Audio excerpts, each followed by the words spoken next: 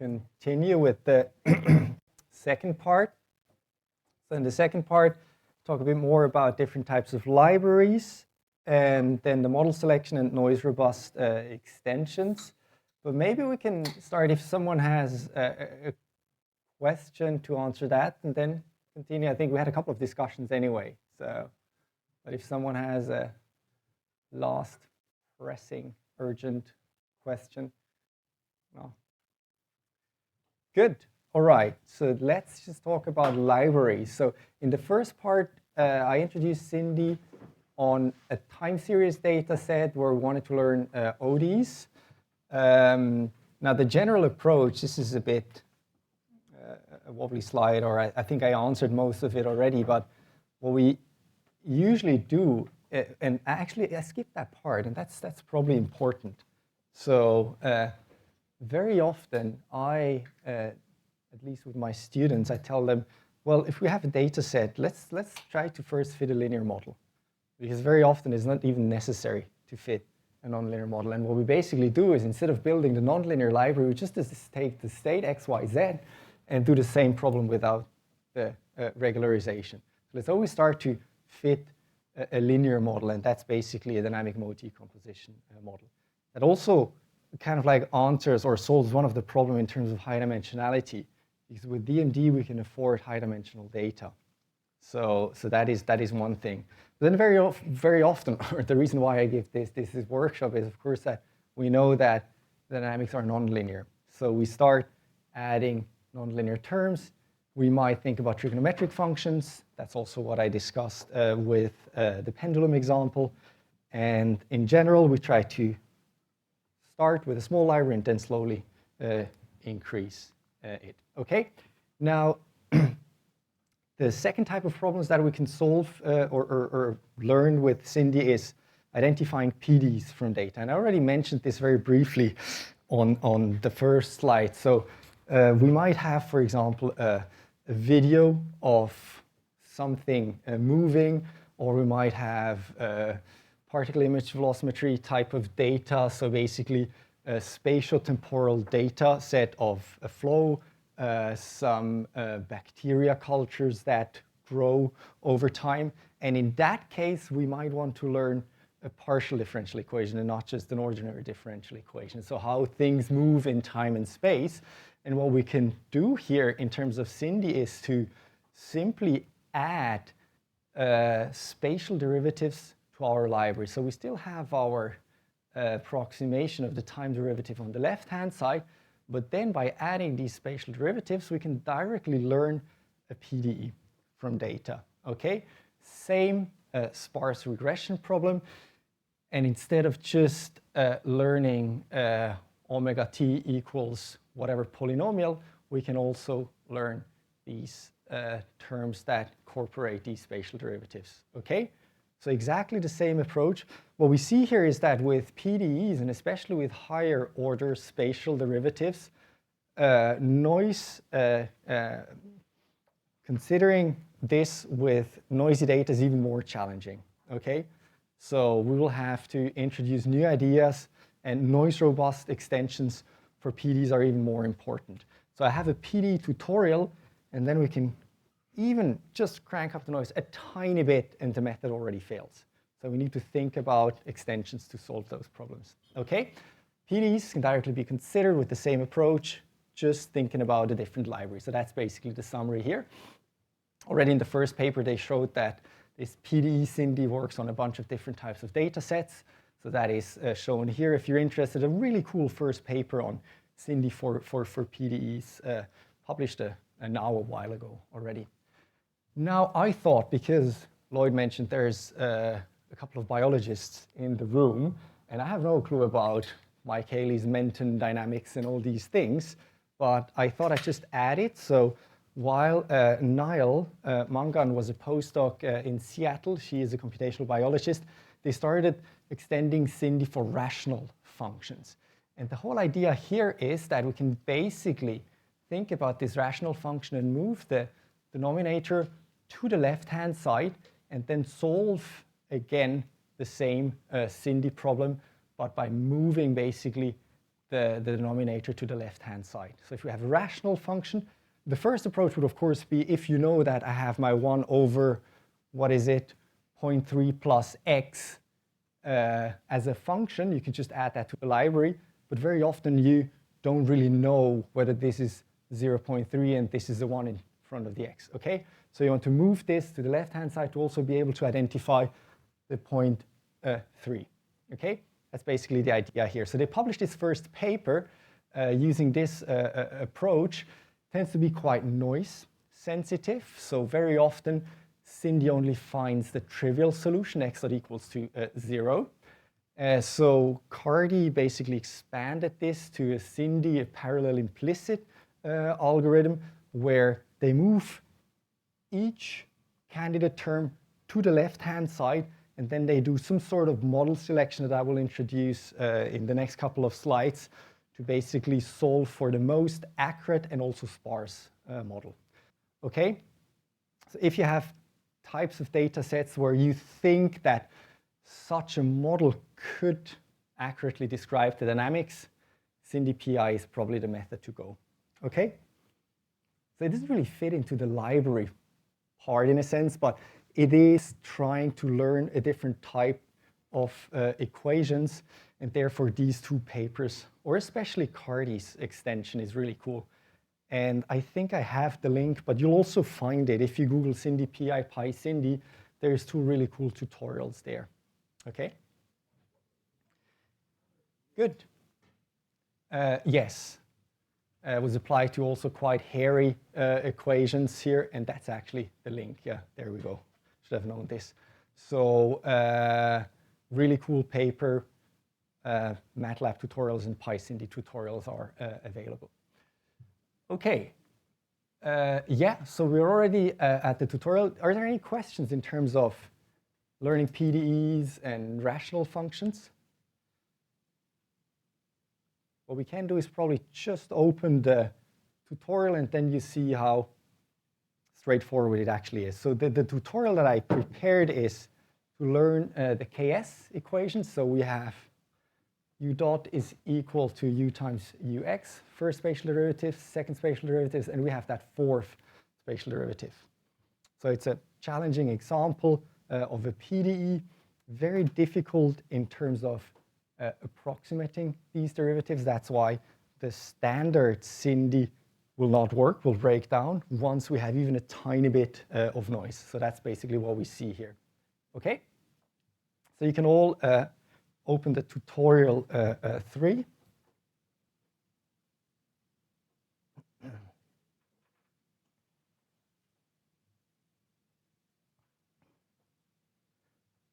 All right.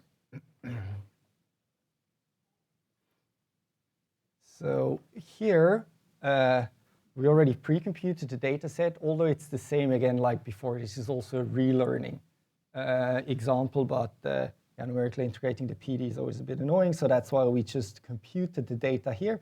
So basically what we have is this spatial temporal data set, so how the state U changes over time and space, okay?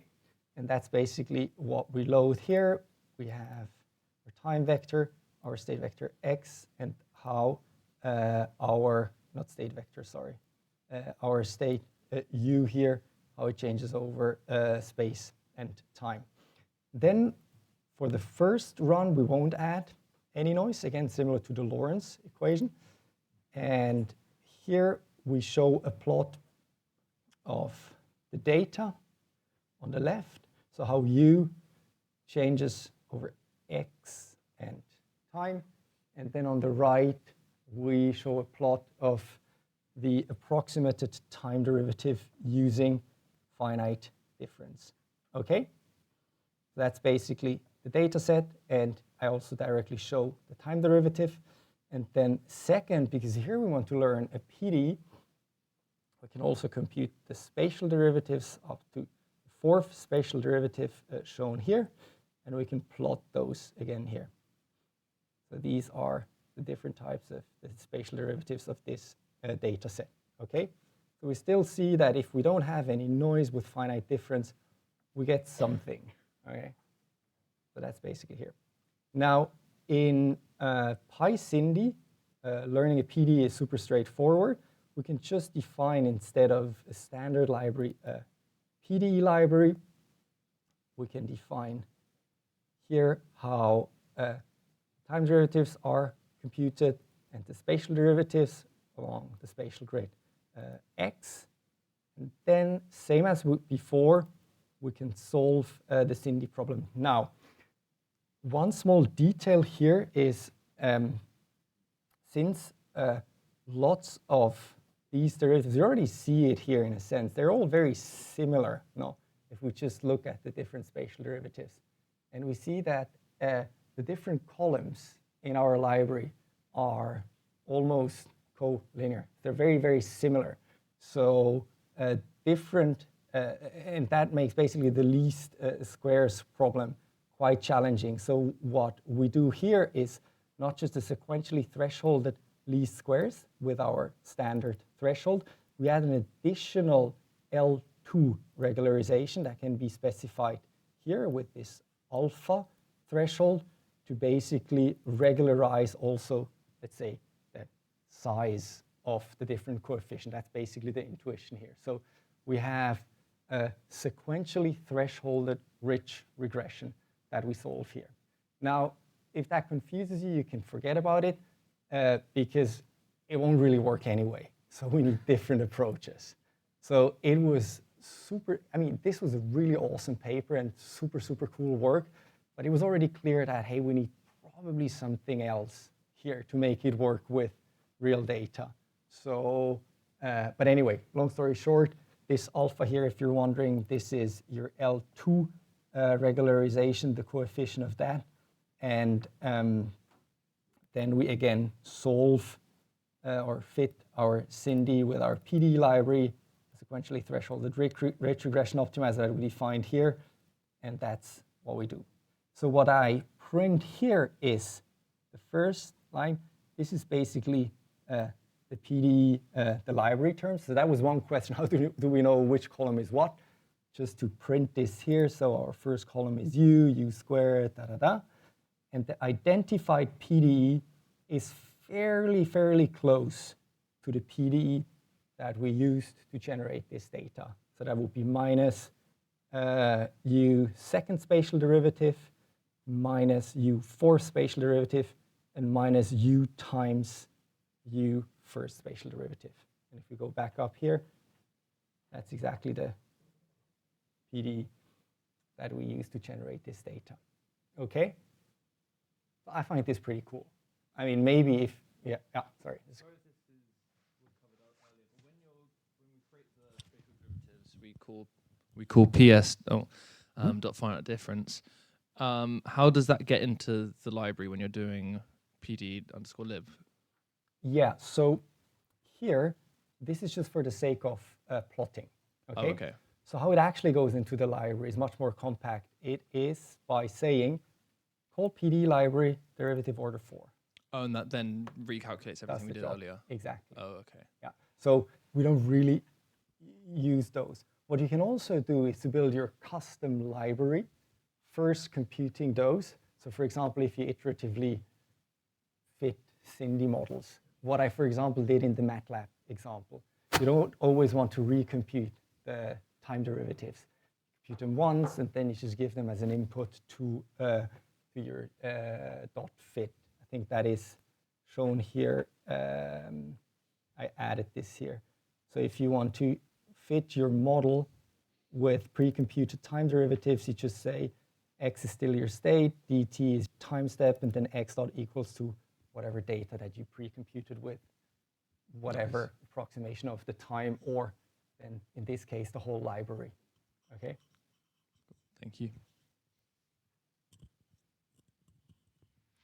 All right, and then, although we will have a tutorial on that, let's quickly just see what happens if even just a tiny bit of noise.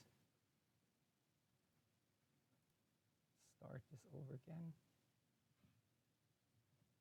Still don't know the keyboard shortcuts to run these scripts, so I need the mouse. It's a bit embarrassing.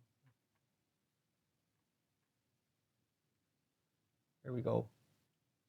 And that's the identified PD.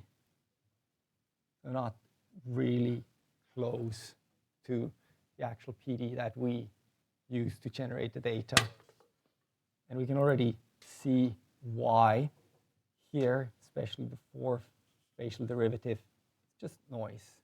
So we don't see any structure in the data. So it's no surprise that if this is the data, because this is basically what goes into the library, that the optimization algorithm is not very much interested in adding that term, OD. Okay? Any questions here? I think this is quite important for the tutorial in the afternoon, how to learn PDs. Now, fortunately for the user, this is all you need. Unfortunately for educational purposes, this is of course not so great, because you just call this function and it does the job. So if you have a bit of time left, maybe you can also implement SINDy for PDs yourself, thinking about, okay, how you built the library. Because ultimately, you just need to build the library and then solve this sparse regression problem from tutorial 1. So you could easily build this PDE library function yourself, actually by using this code here, where you have spatial derivatives. That's maybe a nice exercise in terms of trying to better understand how the PDE library is built instead of just calling PySINDy function. That's maybe a good idea. Okay, very good. So this is concluding the PDE part. Not fully concluding, like I will go back to the same example for tutorial 6, where we talk about the weak form SINDy. But let's first talk a bit about model selection, okay? Are there any questions left?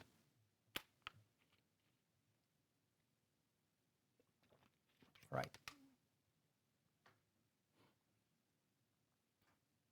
Now, in all those examples, I mean, in the slider example, I showed the effect of the thresholding hyperparameter, but I was always interested, and a lot of people before me were interested in terms of finding more systematic ways to find that hyperparameter. That's basically what we will now discuss in this model selection part, okay? So the idea is, of course, that we don't just want to reduce the least squares error, but we want to learn a model that is interpretable. So ideally, there are as few terms as possible to describe dynamics. It should be generalizable, so it shouldn't just fit whatever data we have. It shouldn't overfit on our training data, but it should also be accurate outside of the training data. And it should, of course, have good predictive capabilities. And this is basically the motivation of the 3 model selection strategies that are often used. So the first one, okay, I've probably plotted that here. Maybe let's discuss about that plot a bit first. So basically what we see here, it has 2 y-axes. On the x-axis, we see the complexity of the model that we learn. So 0 complexity is x not equals to 0, trivial model. And the model with the highest complexity is basically the pure least squares fit, where we perfectly fit the data to our model to the data, but we tend to overfit. On the left y-axis, we see the model error. So if you have the trivial model, the model error will be very large, okay? On the very right, the model error will be low, but it probably overfits, okay? And then on the right, we have some sort of score that could tell us where the best model is. And in the case of this very plot here, although it's probably more confusing again, this is the Akaike information criteria, which is a combination of the predictive capability of the model and its sparsity. And the nice thing about this score is that it has this elbow here, where we find this best, like, parsimonious model, the most accurate but also sparse model. And with the model selection methods that I introduced now, we basically try to find exactly that lambda at the elbow here. And the 3 model selection methods that I will introduce is cross-validation. Most of the people should probably know that or have heard of it. That was already introduced in the first paper. Then this is the Akaike information criteria idea here. So basically the plot here. I now call it prediction error and sparsity because that's what it is. So I think it's a bit more intuitive. We want to learn a model that is very good at forecasting, at predicting, but it should also be sparse. And then the last model selection idea is stability selection. So if we want to learn PDEs from data, it's often challenging to quickly forecast with a new PDE. We first need to understand what type of PDE it is, therefore then choose the numerical integrator, etc. So with stability selection, we basically avoid computing the prediction error, but we can still get a sense of how good our PDE that we identified can describe the data. Okay? 3 different types of model selection methods that I will introduce now, and they're also all in the tutorials. So again, for the Lorentz system. Okay, let's do it like that. I'll introduce each of the methods and then jump to the tutorial, because I think if I introduce all of them first and then jump to the tutorial, it might be a bit more confusing. Maybe that's more confusing. I never tried it that way, but I often confuse people in the audience. So let's start with cross-validation. So the idea here is that we want to sweep through our thresholding a path, similar to what I did with the little slider. And then at each thresholding path, we basically partition our model into a number of folds. So for example, we split our data, shown here, in 4 different folds. And then we build 4 SINDy models on that training data here, that training data here, and then we test our model on the holdout test data set.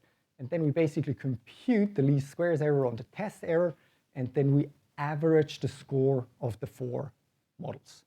That's basically cross-validation, okay? So we split the data, and what I try to visualize here is you basically have your left-hand side and your right-hand side, and then we really take basically a fold out of the data here. So we have this block of time derivatives and this block of library that we use as the test data, and this would be the training data, okay? Does that make sense? Okay, let's just jump into the tutorial, and I think that should explain it in case if it's unclear. So cross-validation is kind of like the standard method that we often use. So there we go. So we again use the Lorentz system here. Same data, a bit more data, 20 seconds here. We add a bit of noise to make it a bit more interesting. And then the first plot here is just to get a bit of an intuition for this is basically just the complexity of the model plot here. So if we have a very small threshold, we have a lot of terms in our dynamics. And then if we increase the threshold, we get less and less models. And then at one point, we get the trivial model if the threshold is too big. So that's basically just to get a bit of an intuition for this Lorentz system data, how the complexity of the model will increase or reduce depending on how we choose the threshold, okay? And the blue dash line is basically the correct number of terms, which for the Lorentz system is 7, okay? Now the actual tutorial starts here. So we, in this case, wait, do I actually use it? Yeah, so that's exactly one of the cases where we have to refit a SINDy model many times. You remember, for example, for this 4-fold cross-validation, 4 times 10-fold cross-validation that I show here. So instead of asking PySINDy to compute the time derivatives n times, we pre-compute them and then we use them inside the function. That's also a good kind of like learning in terms of how to do that. We set the library to polynomials degree 3. And this is basically the sweep of thresholds, so from very small to large thresholds. And then here in this k-fold, we basically just get the indices of the data for the 10 folds, okay? So that is basically what happens here. We just initialize the MSE scores. That will be the output of our loop here. And then at each threshold, so at each position of the slider, we compute a SINDy model on the training data on each fold, and then we compute the score. So, okay, sorry, there's basically two loops. So this is the for loop for the thresholds, and this is the for loop for the different folds, okay? So we compute a SINDy model for each threshold, for each fold, and we compute the MSE score, so mean square error score, simply using the score functionality inside PySINDy on the validation data set. So if we go back to this here, we basically train our model on each of the folds, the training data, and then test MSE on the test data, okay? And what we get is this plot here. That's a bit suboptimal, it's a bit too large, but I don't know how to make it smaller. So what we see here is the mean square error, the average mean square error for all the folds along the lambda path, okay? And we see that we have the smallest mean square error at this particular threshold here, okay? And if we then feed that threshold back and learn a SINDy model on that particular threshold, we get this model, which is exactly the Lorentz system equation, okay? Any questions in terms of that?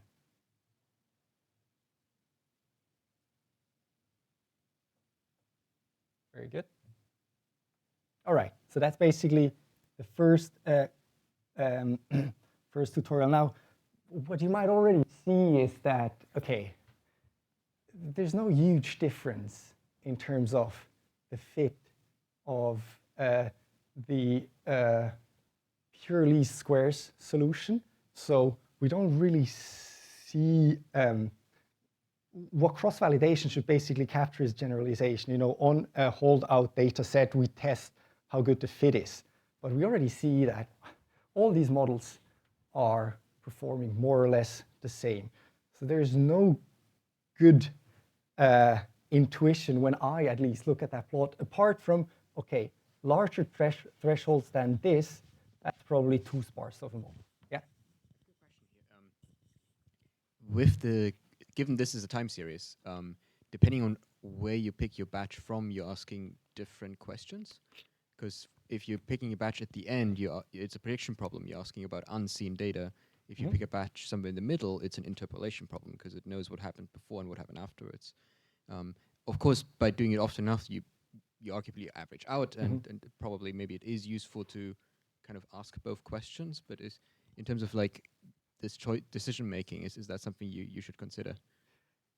Well, I agree with you, but we're on an attractor anyway. So basically, you pick data from different parts of the attractor in that example here.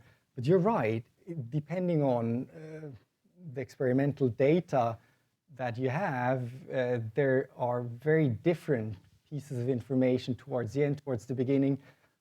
Lots of work around that is, for example, on reweighting the SINDy problem, where you have transient data that has much more information at once you are on an attractor. So if you know that this is transient data, but that's more a SINDy optimization question. I think here, you basically run it over and over again anyway.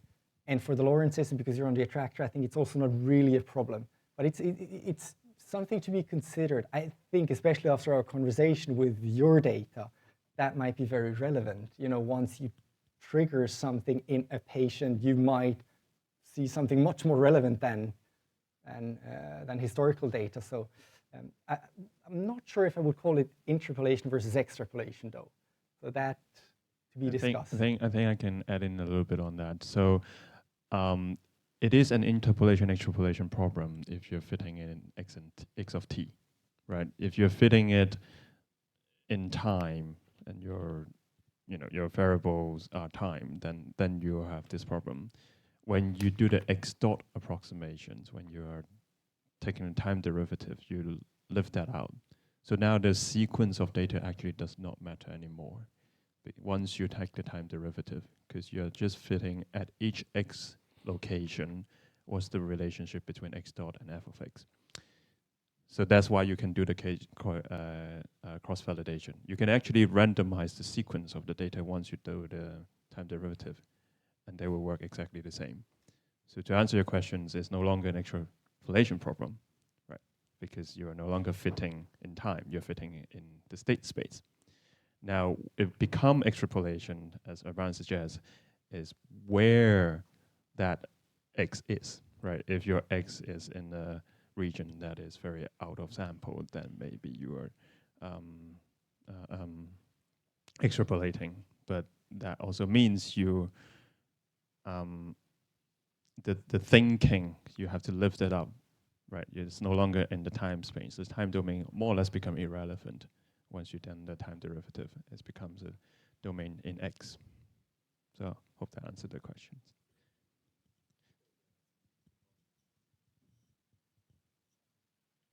Any other questions for cross-validation?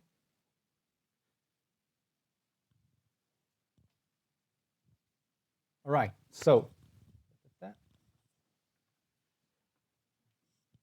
next, so this plot is from the Kaik information criteria paper, but as I said, I introduced it as the model selection based on prediction error and sparsity type approach. So basically what we want is, we learn an ODE in the case of ODEs and not PDEs.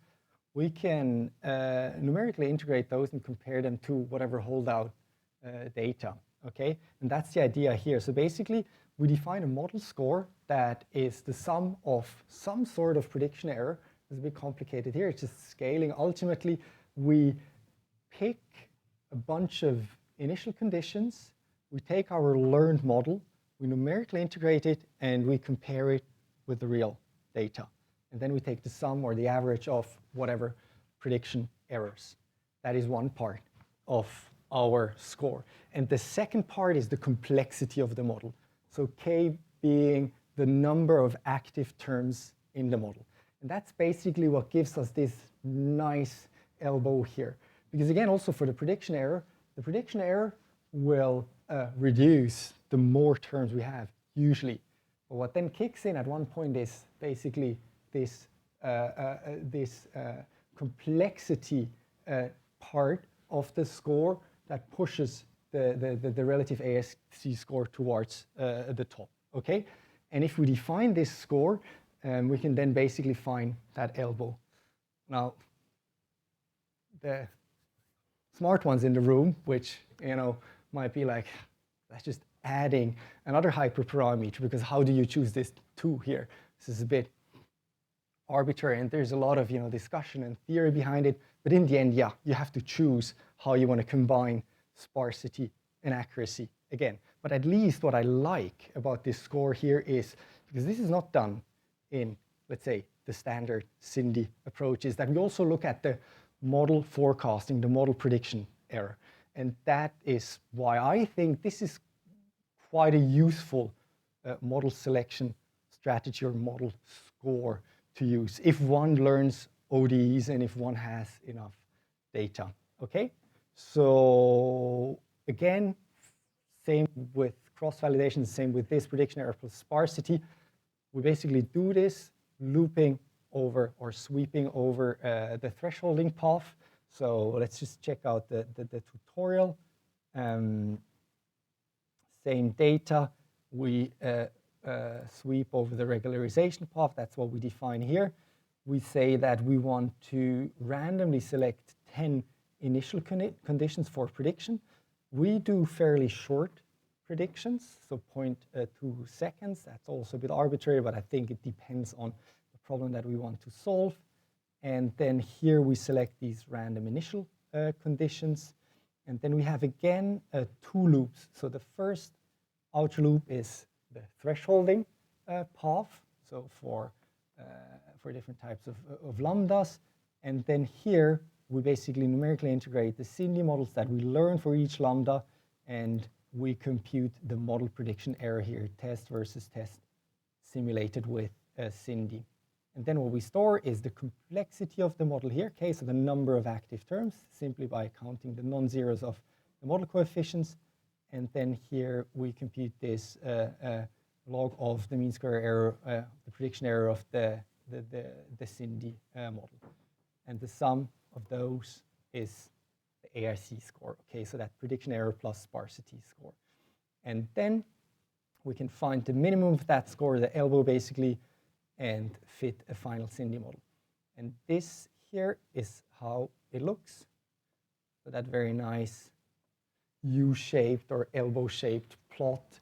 So unfortunately now, so this is mirrored. The figure that I showed on the slide before has the lowest complexity on the left, but here we have a very high threshold on the right. Therefore, this is the trivial model, so very low complexity but high model error. And then here the complexity starts increasing. So the smaller the threshold, the fewer terms we see in our ODE. And then the orange line is the model prediction error here. And we see that the sum of the orange and the green is the blue line. So at this particular threshold here, the red star, we have the minimum AIC score, okay? And if we use that minimum AIC score, that threshold, and identify a SINDy model, we get this SINDy model, which is quite close to what we're supposed to get. I think we have one term too much. Didn't see that. Anyway, so basically, this is the model that we would get if we would use the minimum AIC score, okay? But then again, be a bit critical in terms of, okay, how is this, this criteria defined? Where does this scaling factor for the complexity of the model come from? So I think you have a very good understanding in terms of how to define these scores for your particular problems. But in my case, where I want to very often do short forecasts of whatever flight system, I want to know more or less where it goes in my whatever online controls optimization. So these are quite good scores. Although one of the drawbacks of this method is, of course, that to select the model, you need to numerically integrate your OD that you learn. So that makes the model discovery much, much slower, okay? So for quote-unquote real-time applications, this might be a limiting factor, okay? Any questions here? Good, so let's move to the last one, which is stability selection. So here, we want to calculate the an importance measure for each of the coefficients over the regularization path. So this is again the lambda, the thresholding path, and each of these lines is the importance of one of the terms in the library. Now what we see here, it's basically an ensembling method.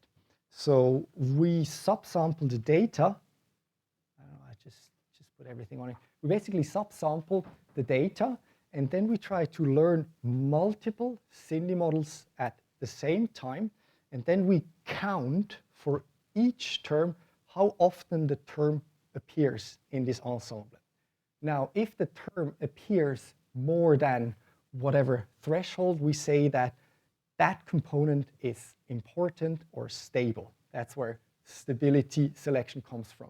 And what you can see here for this PDE example from Madhu et al., really nice paper, by the way, is, okay, we start with an extremely high threshold. Again, it's flipped here, so minus log of the threshold. We start with a very high threshold. We'll only identify the trivial solutions, x dot equals to 0. And then once we start decreasing the threshold, we see that some, especially these two terms, start appearing in the ensemble more and more often. And after a certain a threshold, we see that these guys, these two terms, they jumped over the 80% line. So in 80% of the models in our ensemble, these terms are active. And then we see, okay, you know what, these terms, they never really, they wiggle around, they appear in a couple of models, but the only two terms that if we visually inspect this plot that are probably important are the red and the green. And not because they're colored, but because they're above 80%, okay? So, and that's basically the idea here. And the benefit of this method is that we can look at this without the need for doing a forecast. So we don't need to actually numerically integrate the PD that we learn, okay? That's really nice for learning PDs from data. Also here, I have a tutorial, the last part here. So if we just continue, stability selection, so how we do it again, we pre-compute the noisy data, because we don't want to compute that for each of the models in the ensemble.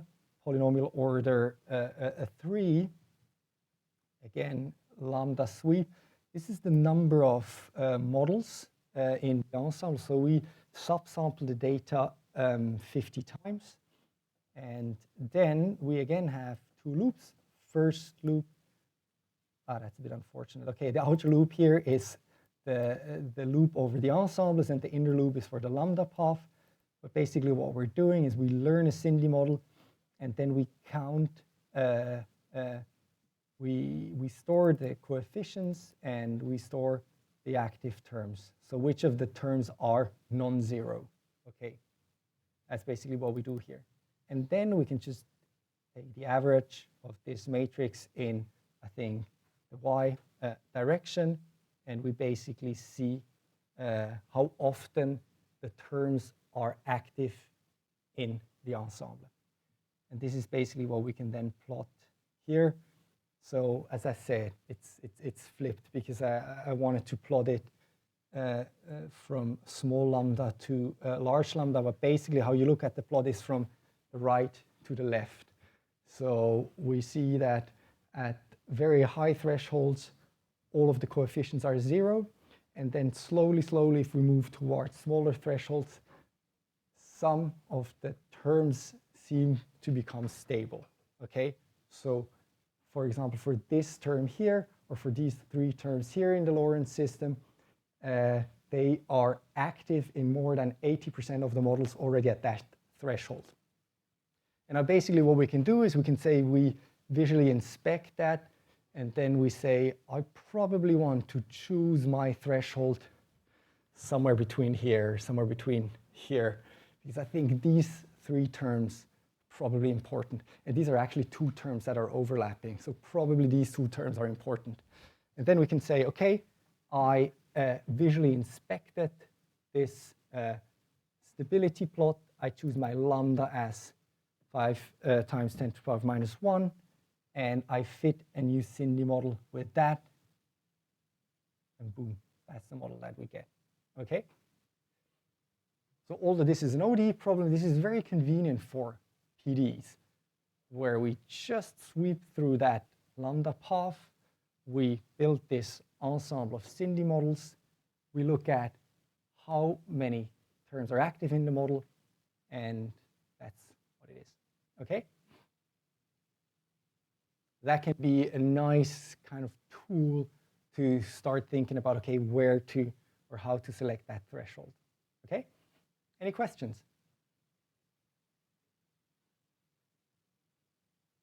Good, so now we have a bit of an understanding of how to tune the hyperparameters, and now we add more hyperparameters to make it fun again, okay?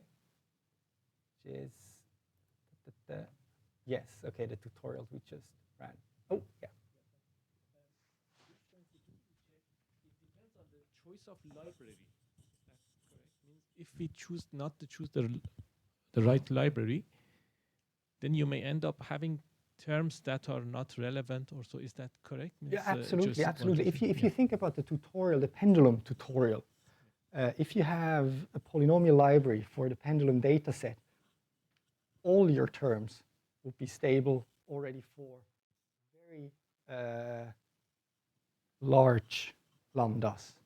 So super important to solve the did you choose the correct library problem. So, yeah.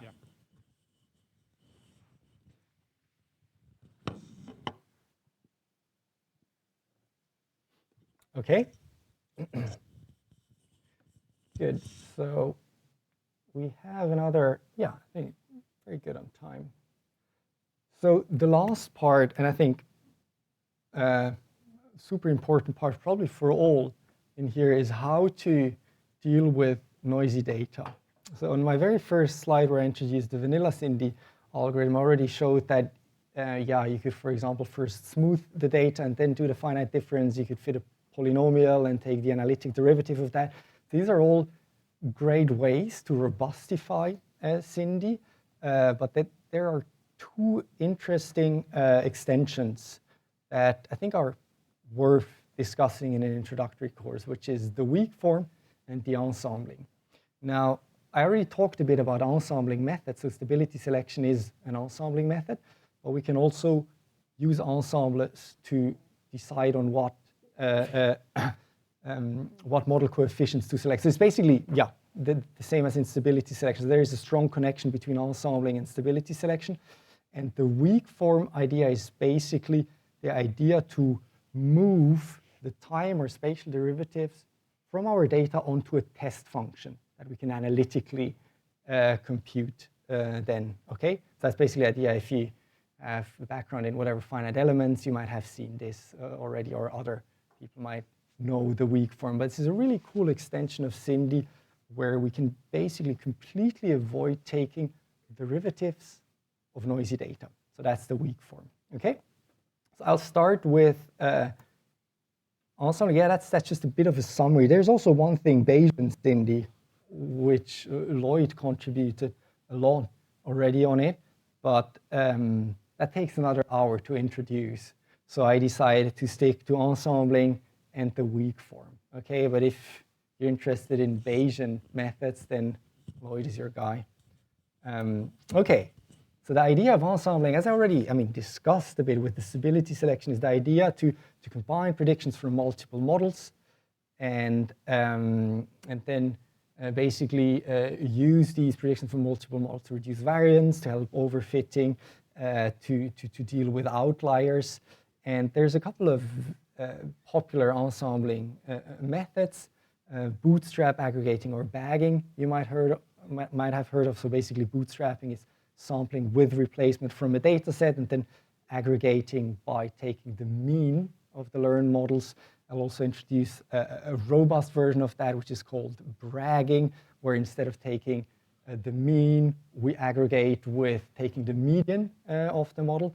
And now already conclude basically my talk. Just do bragging with SINDy, that works best, but I'll get there and show a couple of plots.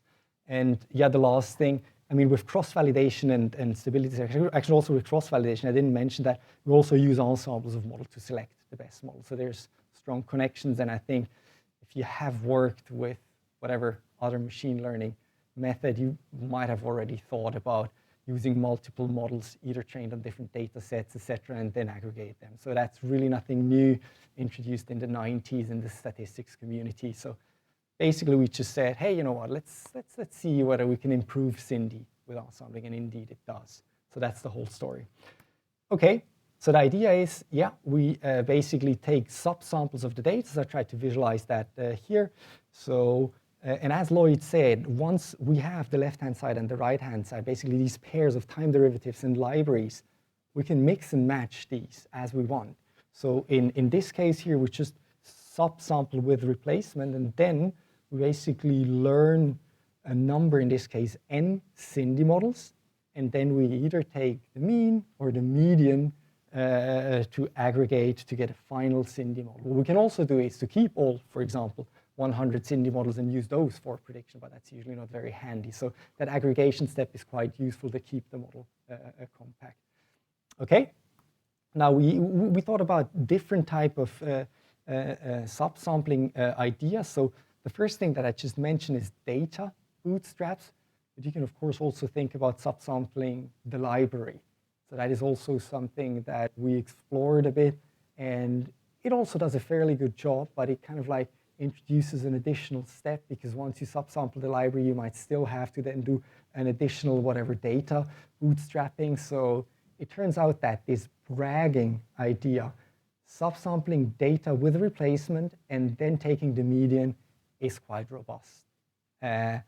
Also, I mean, I made that comment that we just discussed how to select hyperparameters. Here, of course, we introduce new hyperparameters. So, okay, how many models in the ensemble, how do you subsample, etc. So the nice thing about bragging is that it has the fewest hyperparameters. So it's fairly robust. If you don't really know what to do, throw bragging at it and it might help, okay? Good, couple of results, but just check out the paper. So basically summarizing here, so the bragging method that works well. What I show here is the model coefficient error for different types of noise levels and data length. So in the top corner, we have very high noise and little data. So the model coefficient error tends to be high. But we see if we take vanilla SINDy, most of the plot here is quite dark. So the model coefficient errors are high. Whereas if you move towards bragging or library bagging, even in considerably high noise levels and short time series length, we still get okay performing models. And then what I show here, the plot in the bottom, same over noise level and data length, is the success rate. So how many of my models in the ensemble could learn the correct model structure? Because I always think, I mean, there's so many ways of, analyzing how good a model is. But since we're learning the structure of an ODE and since we're trying to fit the coefficients of a model, I think these two metrics are important for me. Right? How good is the structure that we learn? How close is it to the true ODE? Did we catch that quadratic term, or is it still a linear model? And of course, the model coefficient error, if we have the correct structure, are the parameters that we fit also accurate?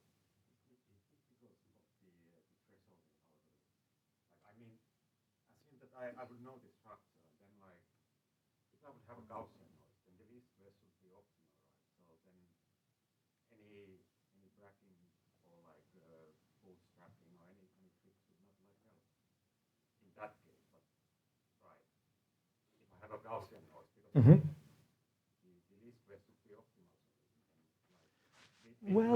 Well, the least squares is the optimal solution, minimizing the mean square error of left-hand side minus library times coefficients. But that is basically overfitting to the data, not thinking about the idea that we want to learn the structure of the ODE. We want to learn that sparse model, because you're right. What I said about the thresholding, because you Yes, yeah. Because if you would not have the thresholding, then you would just do like full data. Absolutely.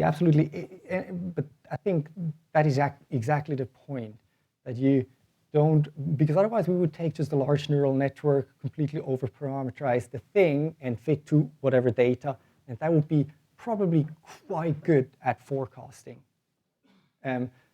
But if I have this, cancer treatment problem that we discussed in the break, we might want to better understand how things change with certain inputs.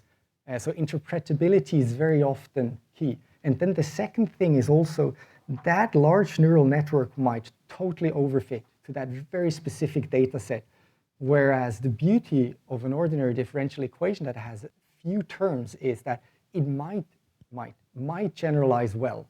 So maybe, the predictions will be more accurate also for off-design conditions, for example. And that is, for example, where my interest is coming from. If I derive whatever model of a drone that is supposed to, harvest wind energy, I might have some data sets at 5 and 10 meters per second, but how does it perform if I have large, whatever gusts, if the wind speeds increase to whatever number? So I hope that the models that I learn are accurate over large operating regimes.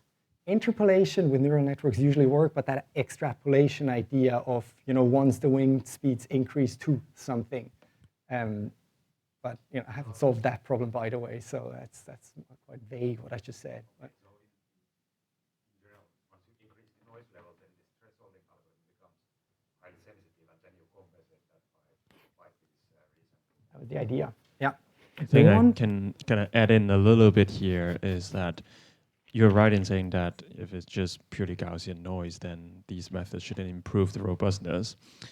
The thresholding definitely plays a role here, but the other big ones that we kind of often overlooked is the noise is really not Gaussian, especially when you have high noise. The reason being the noise is added to your X, whereas you are regressing in X dot. So you really have two noise sources here. You have noise going through the X dot, which you get from finite difference. So that's still linear, and if your original noise is Gaussian, going through the differential is still Gaussian. But the noise in the nonlinear library have to go through some nonlinear terms, and those nonlinear terms often distort the Gaussianness of the noise. So you end up with actually something that is extremely non-Gaussian, and that's why the bagging and bragging really helps in overcoming those noise distortion. Yeah. And it also does the spectral filtering when you take the derivative, right? So it has like a spectral domain. Yeah. Yep.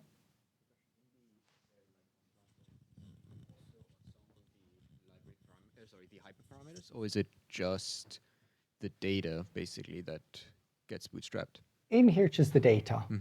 But I mean, if you take the stability selection or also the cross-validation, there you basically sweep over the lambdas. Right. Yeah. Because you can afford it usually. So I wouldn't necessarily also sample different lambdas, although you could. Yeah. Okay. We don't do it. That makes sense. Yeah. Okay. But it would be feasible with the code base, or is that something that one would have to engineer? It's not incorporated in PySINDy, but if you think about, it's not too challenging to implement this. You basically subsample the data and you just have randomly select your threshold on top of that for the different types of models. So in terms of engineering that problem, that should be quite straightforward. Yeah. Cool. Thank you. All right. Couple of results. Check out the paper applied, eSINDy already with the weak form. Very important to mention here. So if you want to deal with these high noise levels, you need both a combination of the weak form and ensembling. There's different ways of subsampling, as you might know from bootstrapping to jackknife subsampling to considerations of out of bag sampling, where you basically you subsample some data and then you weight this model in the ensemble given its out of bag error. So tons of different ways of doing this. Is 30 years of research in the stats community. Just a bit of a comparison, but basically what you can see here, that light green line, the success rate is quite high for most noise levels. It, of course, also drops towards higher noise levels. And we also see that the model coefficient, I think the green line is swallowed behind here. So the model coefficient error stays quite low. Okay? So if you have whatever subsampling strategy in mind, if you think that that might work much better, give it a try. Most probably bragging is what you need again. Okay. One thing that is also maybe worth mentioning, although I think we're slowly running out of time, is that you don't just have a single SINDy model that you learn anymore, but you of course have these many models in the ensemble. So you can do a lot of different things, like looking at the distribution of the model coefficient, looking at the distribution of model structures that you get. And what you can then basically do is, for example, some sort of active learning where you take different types of different models from your ensemble and to use them for prediction. And you say, you know what, if I continue collecting data in whatever region of the state space, my current model is highly uncertain there compared to at a different space. So you can use this for some sort of active learning, the uncertainty, a quantification capability of that, reduces variance, So if you're interested in that, I don't want to spend too much time, but the main idea is basically that you don't just get a single SINDy model, you get a distribution of model coefficients, and you also get inclusion probabilities. That's what we discussed in the stability selection part already. So what this table here shows is, for example, that these linear terms appear, this linear term here in X appears 98% of the time. So in 98% of the models in my ensemble, that linear term in the X dot equation appears. And that tells you that most probably that's an important term. Whereas that term here, the xy, that a quadratic term in the X dot equation, only appears in 18% of the models in the ensemble. So it gives you some sort of measurement of how likely it is that this term describes your dynamics. Now, what you can do with that is up to you for your problems, but it might help with different things. Very vague, but that's pretty cool. And one of the PhD students in Seattle I collaborated with also showed some connection with Bayesian model discovery recently, so that these probability distributions in the coefficients and also the inclusion probabilities are converging towards the ones learned or identified with Bayesian methods. So that can be quite useful, because compared with Bayesian methods, this is still super quick.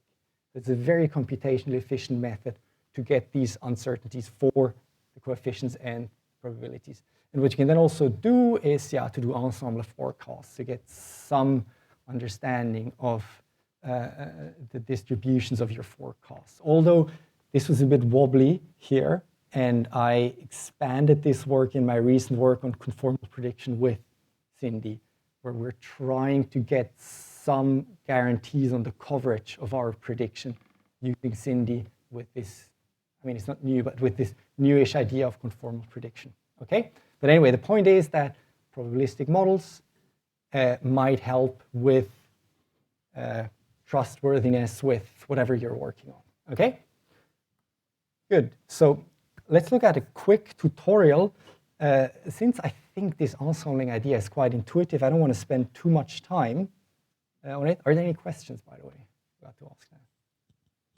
No? Okay. Same problem again.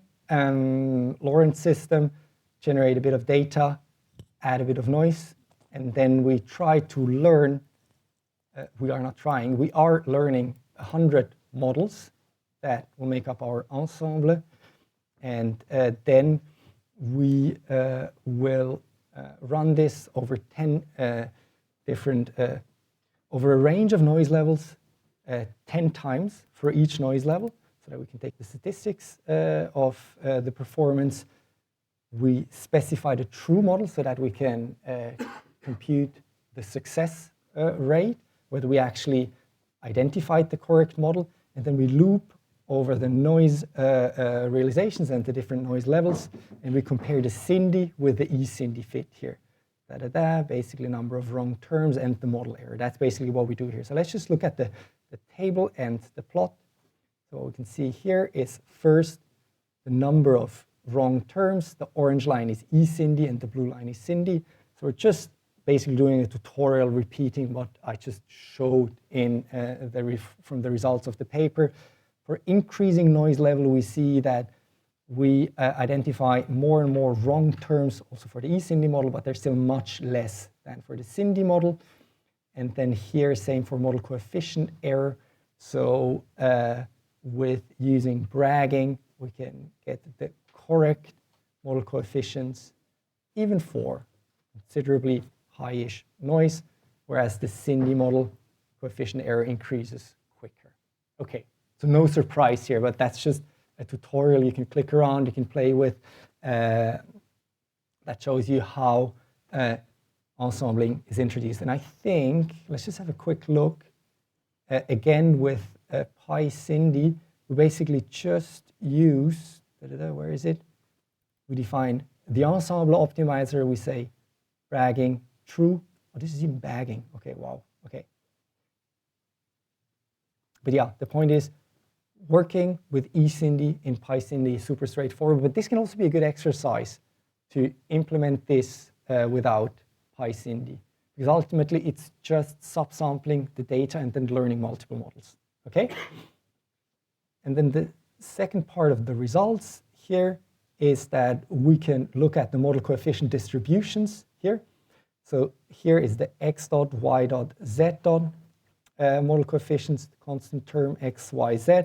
Red cross are the true model coefficients, and the black crosses are the non-active terms, so they're all around 0. And we see that we get the correct model most of the time. One thing that is quite interesting here in this result for this noise level is that we get a bimodal distribution for the y dot equation. So basically what that tells us is that we can get different types of ODEs that all describe the Lorentz attractor quite well.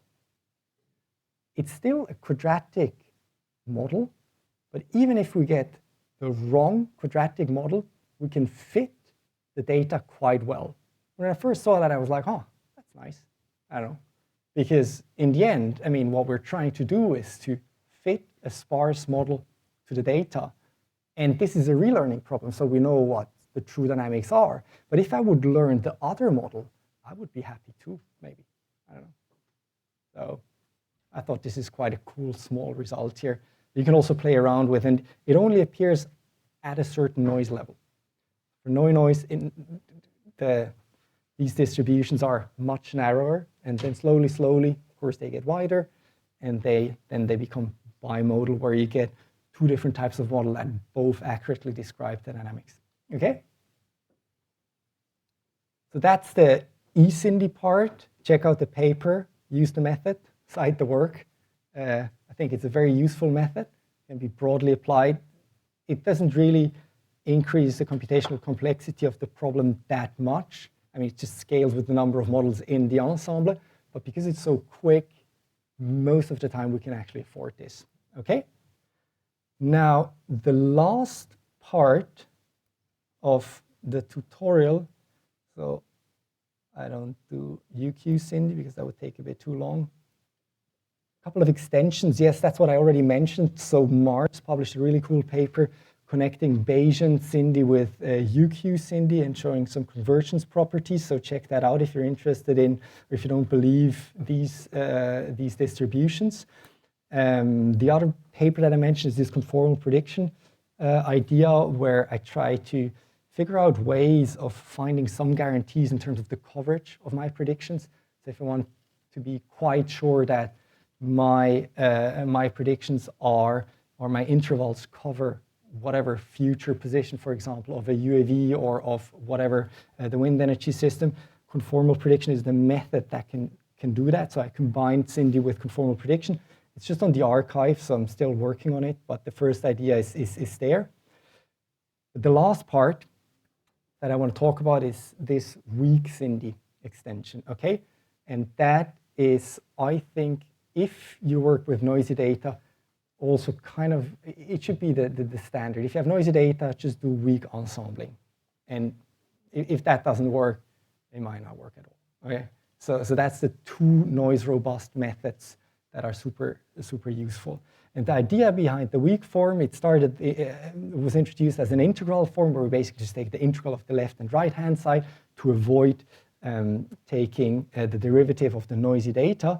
But the generalization of that is basically to introduce a weak form SINDy, where we move the derivatives onto test functions and then integrate over domains and then build a new sparse regression problem. Two different groups in parallel introduce that. So there's the group by Grigoriev and the group by Bortz.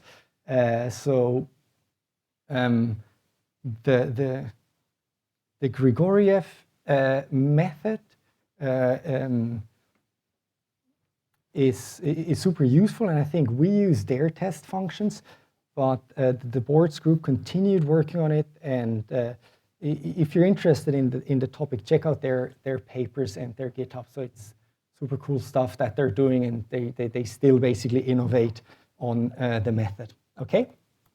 But let me introduce the idea. So basically we want to move the derivatives off of the data onto a test function via integration by parts. So this is just basically defining the PD problem and the test functions.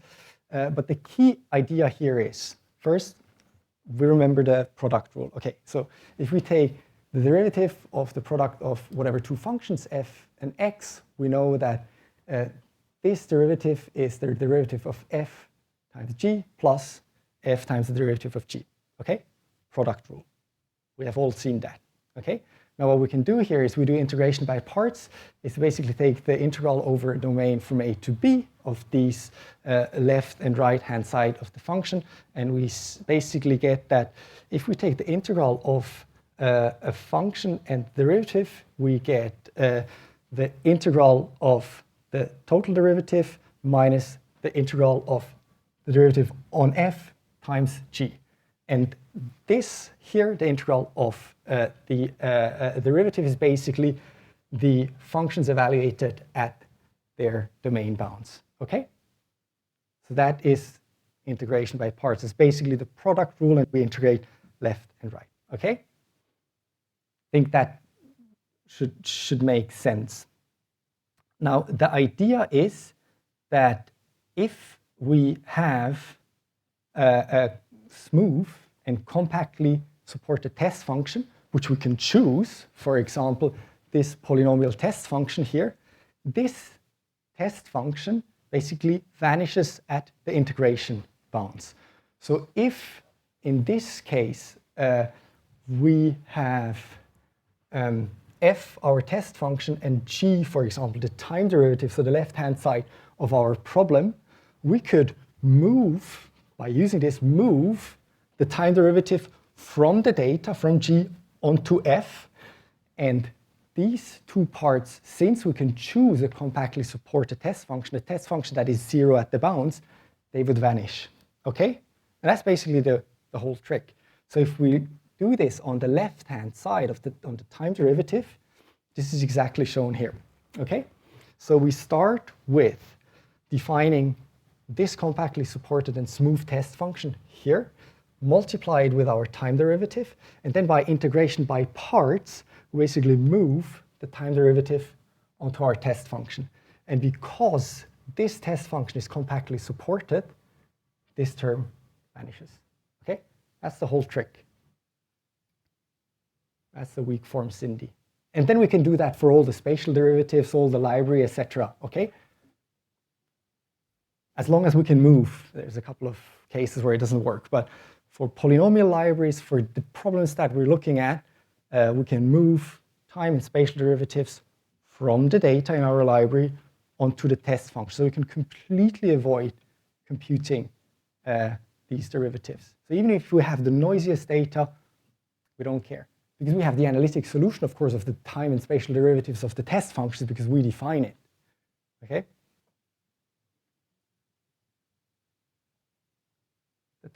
Yes. For the right-hand side, for example, if we think about the KS equation, this is exactly how it looks. So for the first, well, that's the right-hand side. So for example, for the fourth spatial derivative in x, we can just perform this over and over, and this is what we get. So we basically then take the fourth spatial derivative of our test function, and we have no derivative on our data anymore. So if you then build this library, we just multiply this test function with u, and that's it. Okay?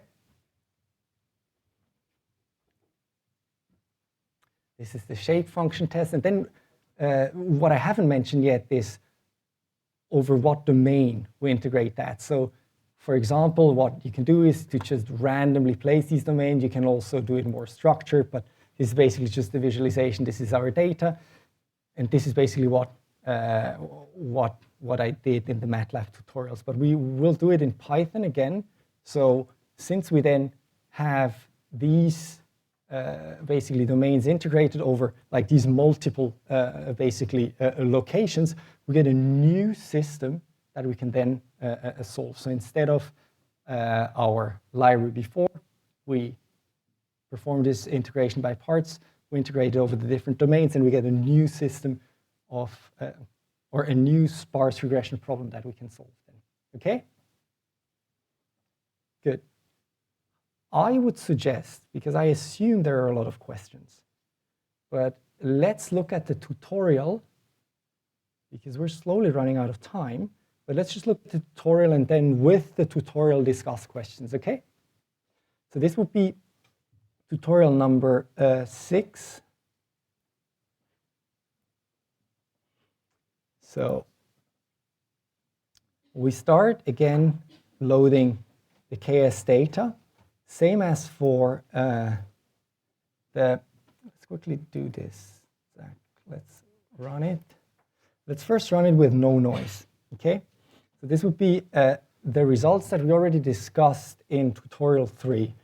So with the same, first visualizing time derivative, visualizing the spatial derivatives down here. If there's no noise, we can even see something in the 4 spatial derivatives, great. And then if we learn PDE with vanilla SINDy, we get the correct structure and very close to the correct coefficients, okay? -1, -1, -1. Now, if we want to do the weak form, this is all we need to do. So instead of PD library, we say weak PD library, and we have this additional parameter that we need to specify, which is the number of domains. For example, we define 1,000 domains, so we basically then get 1,000 rows in our sparse regression problem, and same 15 columns for this type of library, okay? And what we get here is also the correct PD. Great. Now this is for no noise.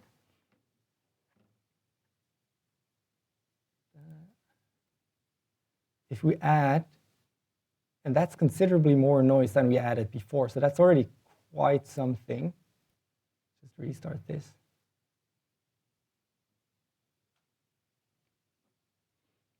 I think now even the second derivative is already quite noisy. Let's see. Yeah, this is, I mean, okay, you can still see something, but certainly the third and the fourth is just noise. So if we would use finite difference with standard SINDy, this is the PD that we get. No fourth derivative, okay? Whereas with weak SINDy, boom, nails it. Because it doesn't really care. It doesn't compute the derivatives. It moves them onto the test function, okay? So even with this extremely noisy data, we can learn the PD.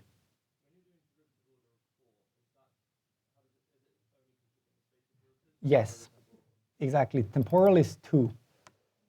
No, sorry, that's degree. So the temporal is the default, because we don't specify, which is second order finite difference. Yeah, in that direction. So we could also specify it in here. We would want to have, I mean, okay, sorry, no, this was completely wrong what I just said. So for the weak PD, we don't compute the time derivatives, okay? So the left-hand side is anyway there, so the time derivative, but it is not computed because it is moved onto the test function. Then here, we specify the fourth order that needs to be in the library, but again, it is moved onto the test function. So this is just selecting the type of library, but not computing it. Whereas for the standard PD find, that's where you would use the default settings, or you could specify whatever.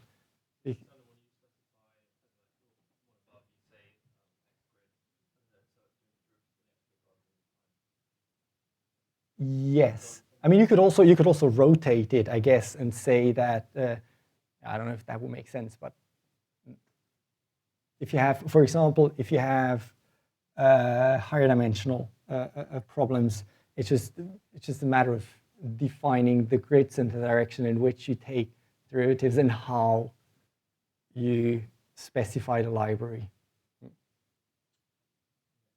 Okay?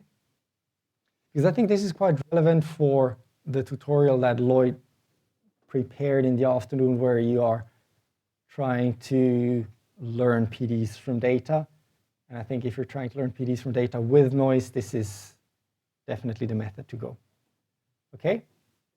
So I think we have another 9 minutes before lunch, so maybe we can just discuss more. Or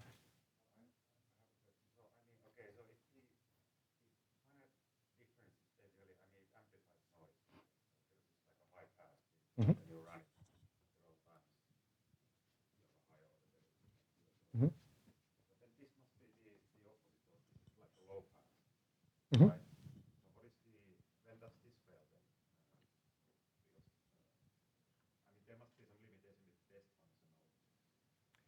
Well, the test function discussion is still open. You know, how do you choose these test functions? Because you need to specify them over a certain domain. Um, Lloyd discusses this quite a bit in his paper, actually.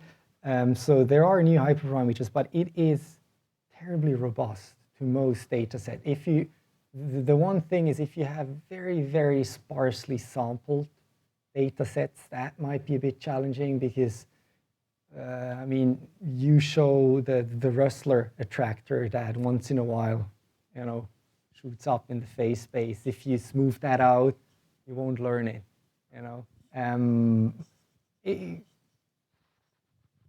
don't have a good answer to when does it fail. I can perhaps chime in on that one Uh, again. Sorry, feel like I'm stealing all your limelights. It will fail if your, as you said, it's a low pass filter, right? So you should think about how will a low pass filter fail? Well, when your signal have high frequency, basically.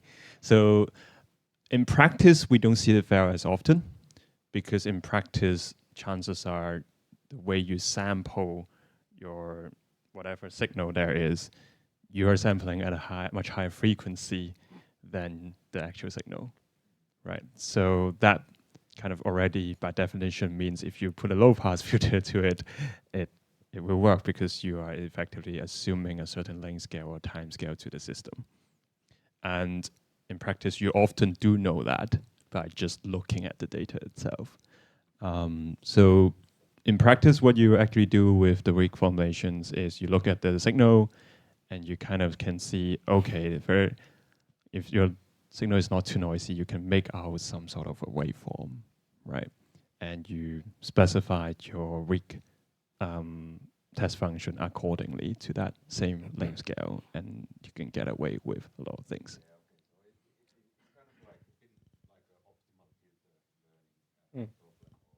Yeah. Yes. Yes. Yes. So it depends on your problem, right? If your problem is super noisy and you really cannot make out, where's the signal in the noise? Well, to start with, that kind of noisy system is already very hard, very challenging data set. And secondly, if you're looking at something that is very high frequency, that perhaps you should start thinking about, am I sampling enough? Is my data collection actually enough to give me good results from them? Because chances are you're not sampling high enough frequency or in a small enough spatial domain to actually make out what the governing dynamics underlying that system to be. Yeah, exactly. So at one point, you might just have to buy a more expensive sensor. So that then could do the job. And that's why I also mentioned, the boards group is really, both groups are fantastic that work on this problem. But I think the second or third paper by Messenger and boards, they also discuss how to tune the hyperparameters fully automated in their package. So it really works very well. So definitely a method to look at. But I think, just to summarize the discussion, buy a better sensor if you can't find the signal in your noise. Yeah. Cool. Any other questions? Yes. I guess more generally, are there any good examples that you have of SINDy identifying some really nice equations and stuff, other than, I guess, more representations of fluid dynamics? I have a list of cool papers that is growing. But I think because I work in the aeronautics department, that first slide on successful examples in fluids, and that is growing. So I don't know if that answers the question. There are a lot of cool papers now coming out with real applications, with real data set, real population dynamics, learning PDs of how people move around cities. That's one of the most recent papers that I saw. We discussed that cancer cell population type dynamics model that was apparently published that I'm not aware of yet, so I'm curious to see that. Yeah. Thanks. Cool. All right. I guess everyone must be hungry. It's 2 to 1. So I think in the afternoon we continue with the same examples or different examples from yesterday. Right. So I think everyone is very hungry and tired. So round of applause for Marwan. And